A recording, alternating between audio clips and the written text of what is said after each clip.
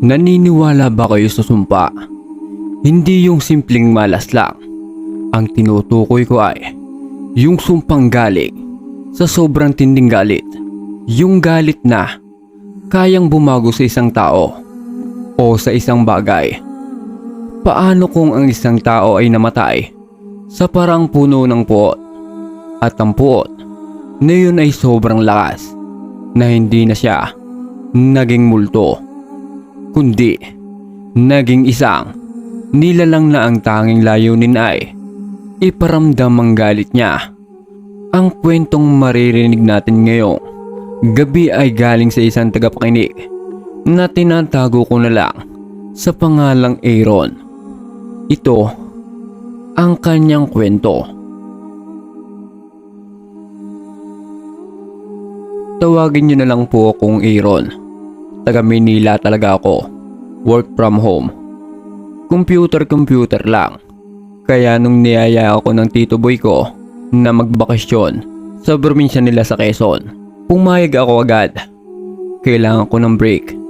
Yung probinsya nila, liblib. As in, yung bahay nila, mga ilang metro lang. Applya na. Perpekto. Tahimik. Yun ang akala ko. Unang gabi ko pa lang doon, nagkayayaan ng uminom. Tito boy, ako, at yung mga kaibigan niya, mangingisda, lambanog, sarap. Habang nagkukwentuhan kami, napunta yung usapan sa mga kababalaghan sa lugar nila. Dito ay Ron, masarap ang buhay, pero may mga oras na dapat nasa loob ka na lang ng bahay, lalo na paghating gabi na. Sabi ni Mang Cardo, isa sa pinakamatandang mangingisda doon. Bakit po? May curfew? Tanong ko. Medyo natatawa pa. Umiling si Mang Cardo. Seryoso yung mukha niya. Hindi. Dahil pag sumapit ang alas 12, lumalabas siya. Sino po? Yung dalaga. Sagot ni Tito Boy. At biglang bumaba yung boses niya. Ang sinumpang dalaga ng Applya. Natural. Inisip ko na multo. Yung mga white lady? Ganyan. Hindi siya multo, iho. Mabilis na sabi ni Mang Cardo. Huwag mo siyang itutulad doon. Ang multo, kaluluwa yan. Ito, iba to. Hindi siya kaluluwa. Isa siyang nilalang nagawa sa purong galit. Isang sumpa. Mabilis na sabi ni Mang Cardo. Tumayo yung mga balahibo ko. Hindi dahil sa takot, kundi dahil sa lamig na pagkakasabi niya. Pero di ko pinahalata. Sabi ko sa isip ko, kwentong lasing lang yan. Sinabi nila na wag daw ako maglalakad sa playa mag-isa pag madilim na, lalo na pag bilog ang buwan. Lumipas ang mga 2 araw. Normal naman. Sarap ng hangin. Sarap ng dagat. Nakalimutan ko na yung kwento nila. Yung kwarto ko sa 2nd floor, may maliit na balkonahe na tanaw yung buong dagat. Isang gabi, di ako makatulog. Mga bandang alas 11 na siguro yon. Lumabas ako sa balkonahe para magpahangin. Bilog yung buwan. Ang ganda. Yung liwanag ng buwan parang pilak na nakalatag sa ibabaw ng tubig. Habang nakatingin ako sa dagat, may napansin ako. Doon sa malayo, sobrang layo, may nakatayo. Sa una, inisip ko baka mangingisda lang. Pero nakatayo siya sa ibabaw ng tubig. Imposible. Kinusot ko yung mga mata ko.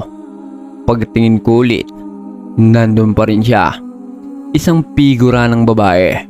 Nakatayo lang, nakaharap sa pangpang. Kinilabutan ako.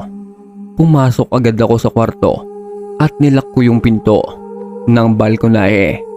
Sabi ko sa sarili ko, baka guni-guni ko lang. Baka yung liwanag ng buwan naglalaro lang sa mga mata ko. Kinaumagahan, Tinanong ko si Tito Boy. Tito, may mangingisda ba dito na nangingisda sa ating gabi na nakatayo lang sa tubig? Napatingin siya sa akin. Biglang naging seryoso. Bakit mo natanong, Aaron? Wala. May nakita kasi ako kagabi. Parang babae sa malayo. Binitawan ni Tito Boy yung hawak niyang tasa ng kape. Aaron, sabi ko sa'yo diba, huwag kang masyadong tumitig sa dagat paggabi. Doon na siya nagkwento. Dati raw, mga 50 taon na ang nakalipas, may isang dalaga na ubod ng ganda. Elisa daw ang pangalan niya. Nainlove siya sa isang hamak na mangingisda. Pero yung mga magulang niya, gusto siyang ipakasal sa isang mayamang hasyendero mula sa kaibigang bayan. Nagplano silang tumakas. Isang gabi, nagkita sila sa playa para sumakay ng bangka. Pero nahuli sila ng mga tauhan ng hasyendero. Sa harap mismo ni Lisa, binugbog at nilunod yung mga ngisdang mahal niya. Sigaw daw ng sigaw si Lisa. Puno ng sakit, puno ng galit. Sa sobrang pighati, isinumpa niya yung mga tauhan, yung hasyendero, at pati na raw yung dagat na kumitil sa buhay ng mahal niya. Pagkatapos niyang sumumpa, tumakbo siya papunta sa dagat at nagpatiwakal. Nilunod niya ang sarili niya, pero yung katawan niya kailanman hindi na natagpuan. Ang sabi-sabi, yung galit niya ay sobrang tindi. Yung sumpa niya ay sobrang bigat na hindi siya tinanggap ng kabilang buhay. Hindi rin siya tinanggap ng dagat. Kaya gabi-gabi, yung galit niya, yung sumpa, at nagkaroon ng anyo ni Lisa. Hindi siya multo, Aaron, sabi ni Tito Boy. Ang multo, nangihingi ng dasal. Ang multo, gustong matahimik. Siya, hindi. Ayaw niya ng dasal. Ayaw niya ng tahimik. Gusto niya ng gulo. Gusto niyang magparamdam ng galit. Yun na ang buhay niya, ang magalit. Pagkatapos ng kwento na yon, lalo akong na-curious.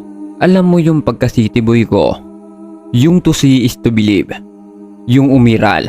Gusto ko ng pruweba. Kinagabihan, plinano ko, naghintay ako.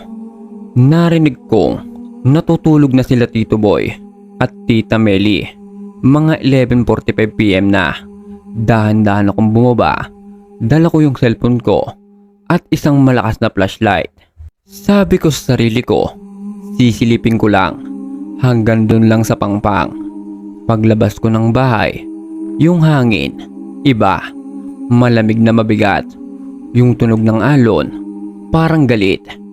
Pahampas-hampas. Naglakad ako sa buhangin. Medyo malayo sa bahay. Walang ilaw, kundi sa buwan lang. At yung dala kong flashlight. Hello? Sabi ko. May tao ba dyan? Walang sumagot. Alon lang. Naisip ko. Ang corny, uuwi na ako. Pagtalikod ko, narinig ko isang tunog. Parang umihikbi. Parang babaeng umiiyak. Napahinto ako. Tumingin ako sa paligid. Wala. Tapos narinig ko ulit. Malinaw na hikik. Galing sa dagat. Doon ko tinutok yung flashlight ko. Sa una, wala akong makita. Hanggang sa mga 50 metro mula sa pangpang, nandun siya. Nakatayo. Pero hindi siya nakatayo sa buhangin. Nakalutang siya. Mga 1 talampakan siguro sa ibabaw ng tubig. Yung mga paa niya hindi lumulubog. Nakabestida siyang luma. Basang-basa. Yung buhok niyang mahaba. Itim na itim. Sumasabay sa hangin. Dahan-dahan. Dahan-dahan siyang lumingon sa akin. Nakatutok yung flashlight ko sa mukha niya. At doon ako halos mamatay sa takot. Maganda siya. Maganda sana. Pero yung mukha niya, punit-punit sa galit. Yung mga mata niya, hindi puti, hindi itim. Kulay ng dagat. Pag may bagyo, galit na galit. Nakanganga siya. Pero hindi sigaw ang lumalabas, kundi yung hikbi na naging ungol. Isang ungol ng hayop na nasasaktan. Hindi ako makagalaw. Parang napako. Yung mga pako sa buhangin. Gusto kong tumakbo.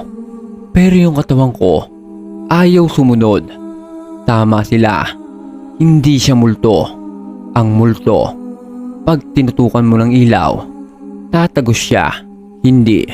Sinasalo niya yung ilaw. Totoo siya. Nararamdaman ko yung lamig na galing sa kanya. Mas malamig pa sa hangin ng gabi. At naramdaman ko yung galit.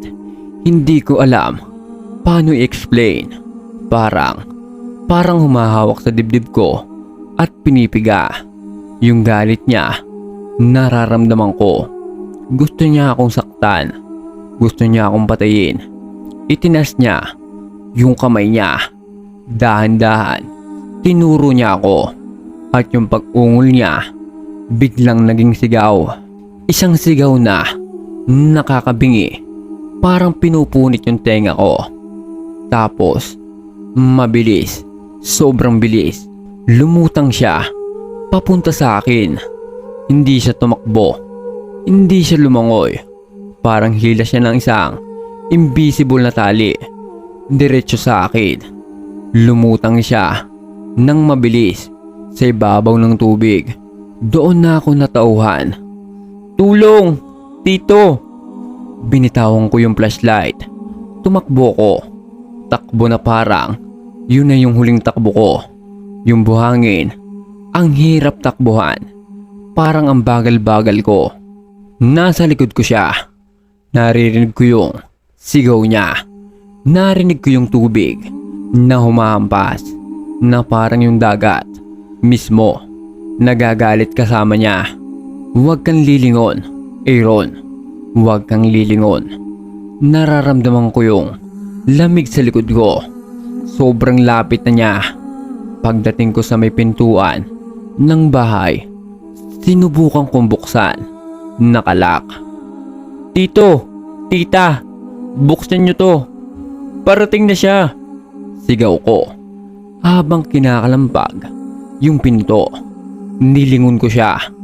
Nasa pangpang na siya. Nakalutang pa rin. 10 talampakan na lang ang layo niya sa akin. Nakaturo pa rin yung kamay niya. Yung mukha niya, hindi ko malilimutan. Bumukas yung pinto. Hinila ko ni Tito Boy. Papasok. Isara mo! Isara mo! Sinara namin yung pinto. Nilak at hinarangan ng upuan. Nasa labas na siya, sabi ko habang humahagulhol na ako sa sahig. Nanginginig yung buong katawan ko. Tapos narinig namin isang malakas na kalabog sa pinto. Tapos kalmot. Kinakalmot niya yung pinto. Paulit-ulit. Yung sigaw niya, rinig na rinig namin sa buong bahay. Parang sinasapian yung buong paligid. Yung mga bintana, yumayanig. Si Tita Meli, nagdasal ng malakas. Si Tito Boy, hawak yung itak niya, nakatayo sa harap ng pinto. Tumagal yun. Akala ko, hindi na matatapos. Yung kalmot, yung sigaw, yung hampas, buong bahay namin, niyayanig ng galit niya. Nakatulog na lang ako sa sahig sa sobrang pagod at takot. Nagising ako. Sikat na yung araw. Katahimikan. Tunog na lang ng ibon. Pagtingin namin sa labas, yung pinto, sira-sira, puno ng malalalim na kalmot. At yung buhangin sa harap ng pinto, basang-basa, puno ng seaweed. Hindi na ako nagsalita. Nag-empake ako agad. Wala nang tanong-tanong. Hinatid ako ni Tito Boy sa sakayan ng bus pabalik ng Maynila. Bago ko sumakay, Sinabi niya, Aaron, huwag mo nang ikwento to kahit kanino dito at sana huwag ka na niyang sundan. Umalis ako. Hindi na ako lumingon pa. 3 taon na ang nakalipas hanggang ngayon. Pag nakakita ko ng dagat, kahit sa picture lang, naaalala ko siya. Naaalala ko yung mata niya. Tama si Mang Cardo. Hindi siya multo. Isa siyang sumpa. Isang nilalang na gawa sa galit. At naghihintay lang siya doon sa playa. Naghihintay ng susunod na maglalakas loob na tumingin. Grabe, maraming salamat sa pagbahagi ng iyong karanasan, Aaron. Isang paalala na may mga lugar na may sariling kwento at may mga nilalang na hindi natin dapat ginagambala. Hindi multo, kundi galit. Galit na nagkatawang tao. Kayo mga kalagim, anong masasabi niyo sa kwento ni Aaron? Kung kayo ang nasa sitwasyon niya, anong gagawin niyo? Mag-iwan kayo ng komento sa ibaba. Gusto kong marinig ang inyong mga saloobin. At kung may sarili kayong kwento ng lagim na gusto nyong ibahagi, i-email lang sa amin. At huwag kalimutan mag-subscribe sa Alingaungaw na Lagim. I-like ang video na to. At higit sa lahat, i-click ang notification bell para lagi kayong update sa mga bago nating kwento. Muli, ako si Mr. John. Mag-ingat sa paglalakad sa playa, lalo na kung gabi na. Magandang gabi sa inyong lahat.